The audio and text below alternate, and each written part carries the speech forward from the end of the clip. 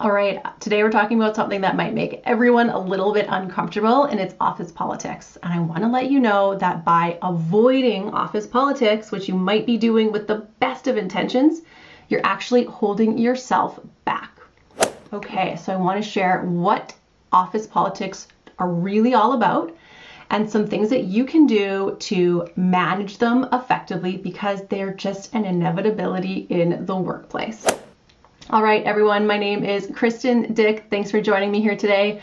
I'm a personal branding strategist. I'm the founder of AVRO Creative, and I get to work with driven women like you to help you overcome imposter syndrome, communicate your value, and build a strong personal brand using my signature process. So let's jump in. Office politics, what does it really mean? Well, there's the obvious, the really negative kind of office politics, which yes, you do want to avoid. This is the stuff where you're talking about colleagues behind their backs. You are taking credit for someone else's work, or you're making a bunch of assumptions with some colleagues when you don't actually have all of the information. So this is not worth your time. This can be very harmful to your personal brand and can come back to bite you and be hurtful to you and your career. So don't bother. But there are some times that office politics are actually not all bad.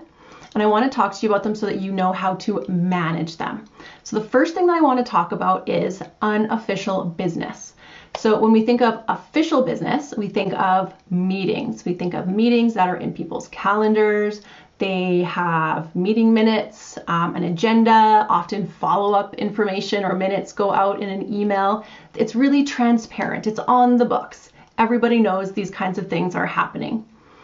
But oftentimes what does happen are things like the pre-meeting meeting or the round of golf that might happen before an event or before a big meeting, where people are coming together to discuss and maybe feel somebody out or make a game plan before going into that meeting. That's also another form of politics. Now, the problem with that is that not everyone is invited to those private pre-meeting meetings. And so what we want to do is, as we become aware that this is happening and as we become the people that become involved with and get invited to and are creating these kinds of pre-meeting meetings, these rounds of golf, that we are bringing others in, that we are bringing in the other people who have often been excluded from meetings like this, women, people of color, other minorities in our workplace. We don't want to be continuing to perpetuate a culture of inclusivity now that we're starting to build our own power within the organization.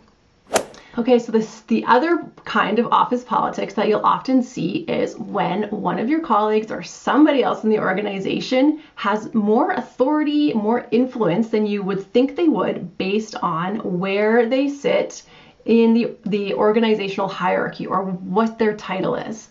So you might see somebody who doesn't have any official leadership or leadership accountability, but they're invited to these big meetings, or everyone's listening and paying attention to what they're saying and agreeing with what they're saying. Their ideas are getting pushed through, they're getting bought into. And you might be looking at that person going, why is her ideas getting bought into? Why does she get to do this when, I might have the same job title, but, what's going on here? So this colleague of yours has more influence. They've demonstrated their ability to do things, and you're seeing the result of that now. So rather than turning it into politics and making assumptions like, she's the boss's pet, or she's, sucking up to somebody to do this, really it comes down to people trust her. So look at what she's doing differently and try to emulate that. Try to build a relationship with her. And what you're going to see is probably that there's a good reason that people are trusting of this person. But as we are learning, how things happen, it's really important that we bring others in to what that looks like. This kind of office politics is really going to depend on what your workplace is like, what the culture is. And so it's going to vary a little bit from company to company. So take the time, observe, see who the players are, figure out what you can learn from them, build relationships with them too.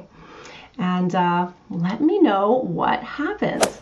So I'd love to hear your experience with office politics, the good, the bad, the ugly. I think we could have a really, really interesting conversation here as we open up the idea of what it means and as we talk about bringing more and more people into these other ways of having organizational influence. Thanks, everyone.